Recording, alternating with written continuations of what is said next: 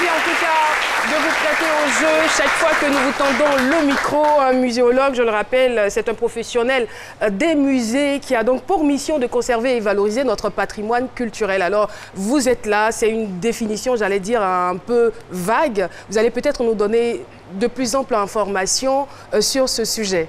Merci, Caro. Je vous en prie. Être muséologue, c'est avoir les pieds fortement enracinés, le tronc dans le vent et la tête dans l'air. C'est un artiste qui parle. Et la muséologie, le muséologue, c'est celui qui ne dort jamais lorsque vous dormez. C'est la mémoire du peuple, c'est la mémoire des civilisations. C'est celui-là même qui est chargé de rappeler à un peuple son parcours. C'est celui-là qui est en éveil pour que ce qui est l'essence de l'humain, de l'humanité, ne dorme jamais. Parce que lorsque dort l'humanité, c'est là que l'animalité prend le dessus. Nous sommes chargés donc de ça, c'est vraiment important ce que vous venez de dire. C'est profond. C'est profond. C'est profond parce que la civilisation, les musées conservent les valeurs, conservent tout ce qui est le témoin du génie de l'homme. Dans un musée, on parle de musées de civilisation, il peut y avoir des musées de l'air, il y a toutes sortes de musées. La typologie des musées est aussi vaste que le monde. Mais le muséologue est chargé de mettre en exergue la valeur intrinsèque de l'homme et de la civilisation dont il est porteur. Et vous, il faut dire que vous êtes diplômé en droit public de l'université de Bouaké. Alors, comment est-ce que vous êtes devenu muséologue? Je le confesse, je suis devenu muséologue par accident. Je le confesse. Je suis devenu muséologue par accident. Par accident. Parce que comme la plupart de mes concitoyens, on ne connaissait rien du musée. Et après avoir eu mes diplômes, la guerre de 2002 m'a fait précipitamment venir à Abidjan. Et donc là, dormant dans la cour commune de ma maman, il fallait rapidement trouver du travail. Donc le diplôme qu'on avait, la maîtrise en droit, on a passé les concours avec. Quand vous parlez de cour commune, vous êtes issu d'une famille de 24 enfants. Hein. Là, on voit à l'écran ma mère. Je suis... Mon père, je n'ai pas pu vous envoyer les photos de mon père, mais mon père avait 24 enfants. J'ai dit il avait parce que les 4 sœurs qui me suivent sont décédées. Donc aujourd'hui, on ne reste que 20. Mais j'étais le patriarche d'une famille pluridimensionnelle et pluridisciplinaire. Donc on revient donc à l'historique. Comment est-ce que vous êtes devenu Donc arrivé à Bobo, plaque 1, il fallait donc chercher du travail très rapidement pour savoir une place au soleil. J'ai cherché, j'ai passé des concours, mais c'était difficile. Et c'est comme ça que j'ai appris qu'il y avait l'INSAC, et au sein de l'INSAC, il y avait les facs où on pouvait passer des concours et que ce n'était pas très connu. Donc j'ai présenté le concours. Et la muséologie fait partie d'une famille d'emplois qu'on appelle les professionnels de l'action culturelle. Il y a 5 métiers. Il y a la muséologie, bien sûr, l'animation culturelle, l'archivistique, la documentation et la biotechnologie. De tous les 5 métiers, je ne connaissais pas la muséologie. Donc, ça faisait chic d'être animateur culturel. Donc, j'ai voulu être animateur culturel parce que je pensais que les animateurs culturels étaient les animateurs télé. Je vous dis que je vous envie beaucoup. Et donc, c'est le DG de l'époque, M. Lago, qui, recevant les étudiants, a parlé longuement de la muséologie, qui était la science, qui est la mère des sciences de l'action culturelle. Et c'est comme ça que son discours m'a convaincu. Est-ce qu'il voyait en vous quelqu'un qui avait des prédispositions pour pratiquer ce métier? Nous avons écouté, nous avons auditionné. Il a vu, parce que dans mon parcours, je suis né à Abidjan et je suis parti à 3 mois au village. On m'a forcé pour revenir en ville à 8 ans. Donc, j'ai l'âme d'un villageois.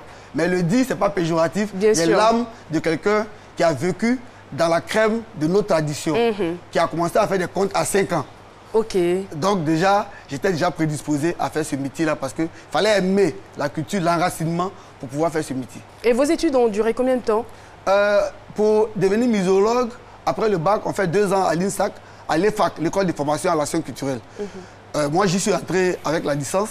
Donc après ça, j'ai fait 2 ans. Et après les 2 ans, j'ai été mis à la disposition du ministère de la fonction publique, qui lui-même m'a mis à la disposition du ministère de la culture et de la francophonie, qui m'a affecté au Musée national du costume, avec pour mission de donner une vitalité à cette institution. Et au Musée national des costumes, vous y avez fait, on va dire, 10 ans. 10 ans. 10 ans de vie passionnante, 10 ans de vie chaque fois avec de nouvelles expériences. J'ai connu des hommes que peut-être que si j'avais été magistrat, je n'allais jamais connaître. J'ai guidé en personne le premier ministre haïtien de l'époque, avec qui j'ai fait une visite mémorable, où on a tous les deux coulé des larmes parce qu'on est revenu aux sources de l'Africain. J'ai guidé l'ancien président Helmut Kohl et plein de personnes, des rois, plein de personnes. Et aujourd'hui, je ne pense pas qu'il y ait un pays où je n'ai pas d'amis. Et pardon, je vais poser la question au public. Parmi vous, qui est-ce qui a déjà visité un musée? Ici. Qui est-ce qui a déjà visité un musée? Vous? Lequel? Grand Bassam, le musée des civilisations, du costume. Oui. D'accord. Celui qu'on voit à l'image. Ici, vous, lequel? D'accord. Deux plateaux. Alors très rapidement, très rapidement, je ne vais pas aller très loin dans l'interview, je préfère m'arrêter là. Qu'est-ce qu'on y trouve? Quand on parle de costumes, on se fait peut-être une idée, mais dans un musée de costumes, et précisément celui qui est à Abidjan, qu'est-ce qu'on y trouve? Non, le musée national du costume se trouve à Bassam. Celui d'Abidjan s'appelle le musée des civilisations de Côte d'Ivoire. Tout à fait. On y trouve tous les objets vraiment que vous pouvez imaginer, mais qui sont représentatifs de la culture ivoirienne. Ouais, vous pouvez trouver cette canne que j'ai là-bas, vous pouvez trouver des masques, vous pouvez trouver des costumes, mais au musée du costume, c'est le seul musée spécialisé de Côte d'Ivoire. Là-bas, le ministre Bernard Dadier, le premier ministre des Affaires culturelles, a estimé que pour connaître l'homme, les Blancs disent que l'habit ne fait pas le moine. Mais ce n'est pas juste sur nos cieux. Donc le ministre Bernard Dadier a dit, pour identifier un guerrier, il faut regarder son chapeau. Pour identifier un BT, il faut regarder sa tenue. Donc chaque peuple pouvait être identifié. Mais au-delà de l'identification, le costume était le moyen le plus sûr de pouvoir rentrer dans l'intimité d'un peuple. Parce que le costume parle. Et moi, mon rôle au musée du costume, c'était de donner la bouche au costume, de faire parler le costume. Aujourd'hui, la façon dont je me suis habillé, ce n'est pas fortuit. Je suis habillé en Côte d'Ivoire. D'accord. Donc on peut vous appeler tout Côte d'Ivoire. Côte d'Ivoire. Côte d'Ivoire, voilà. Il y a des gens qui s'appellent comme ça. Hein. Tout Côte d'Ivoire complet. Oui. Là, je suis dans les montagnes de Mans. Je suis dans les montagnes de Mans. Ce chapeau-là, qu'on appelle le flyer, le tissu qu'on appelle le flyer, représente l'âme de la culture Yakuba et Guéré. Ici, l'écharpe, je suis dans la sphère Akan. Cette écharpe-là est le cordon ombilical du peuple Akan de Côte d'Ivoire avec le peuple Ashanti du Ghana. C'est ça qui identifie. Avant, tout le monde n'avait pas le droit de porter cette tenue qu'on appelle le kente. Le kente qui vient de deux mots. Kei, tei. Kei qui veut dire fil et tei qui veut dire peigne. Le mariage du peigne et du fil qui donne un peigne divin. Alors, vous en parlez avec beaucoup de passion. Et moi, ce que j'aimerais savoir, c'est comment est-ce que vous êtes parvenu non seulement à convaincre votre entourage, et comment est-ce que il a été possible pour vous de surmonter les railleries? Il faut qu'on en parle, il faut qu'on parle de ces moqueries dont vous faisiez l'objet auparavant. À l'université, je n'étais pas nul.